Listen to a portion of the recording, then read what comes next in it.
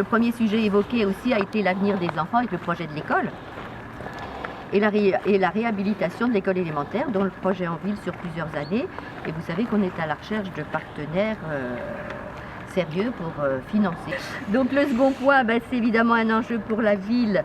Il s'agit, conformément aux orientations du PLUI et au respect de la loi Allure, de pouvoir offrir un parc de logements diversifié là, sur ce terrain-là, répondant au parcours résidentiel des habitants. Et la situation de ce site, qui est à proximité de l'ensemble des services, constitue évidemment un atout majeur pour l'accueil des personnes âgées. Donc c'est pourquoi, dans le cadre de cette requalification de quartier et sa volonté d'une politique de maintien des personnes âgées à leur domicile, confortée par la loi sur le vieillissement, la ville souhaite orienter une partie de ses travaux vers des résidences pour l'accueil de personnes âgées.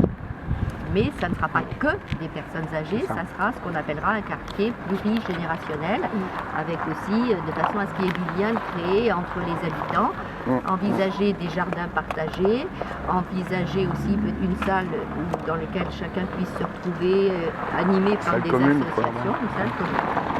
Donc pour autant, évidemment, c'est ce que je disais, le quartier ne sera pas destiné uniquement aux aînés.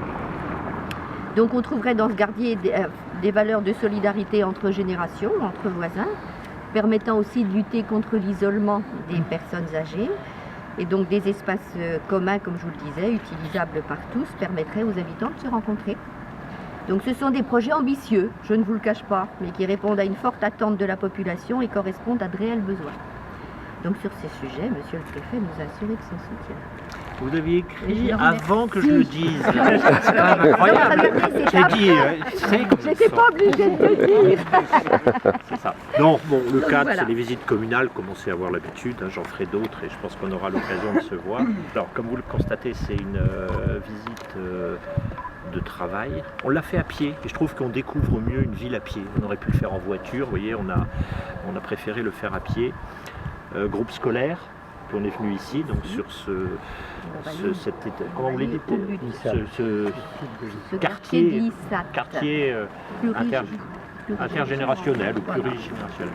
Moi, ce qui me frappe ici à Questembert, c'est plusieurs choses. D'abord, c'est tous ces investissements que prévoit de faire l'équipe municipale sont en centre-ville. Et ça, c'est un plus considérable. Encore fallait-il avoir la disponibilité foncière, ce qui est le cas. Donc tant mieux, notamment pour les personnes plus âgées, elles sont à proximité de tous les commerces, tous les services. Le groupe scolaire, il y a tout cet ensemble-là qui est compact. Donc ce sont des lieux qui me paraissent tout à fait appropriés. Deuxième chose qui me frappe, c'est que on a des capacités d'investissement en termes financiers, la situation de la commune le permet. Donc on peut envisager un certain nombre de choses et évidemment l'État accompagnera ces projets. Voilà. C'était déjà dans le papier, donc avant que je le dise, il le savait. C'était mis en décalé. Voilà. Donc voilà. Et puis pour moi, ça me permet aussi d'échanger avec les élus. Oui, même le maire, on le voit, mais les adjoints au maire, les conseillers municipaux, on les voit moins. Donc c'est aussi une occasion d'échanger. Voilà. De me rendre compte, parce que je crois qu'on se rend compte d'un dossier quand on y va sur place.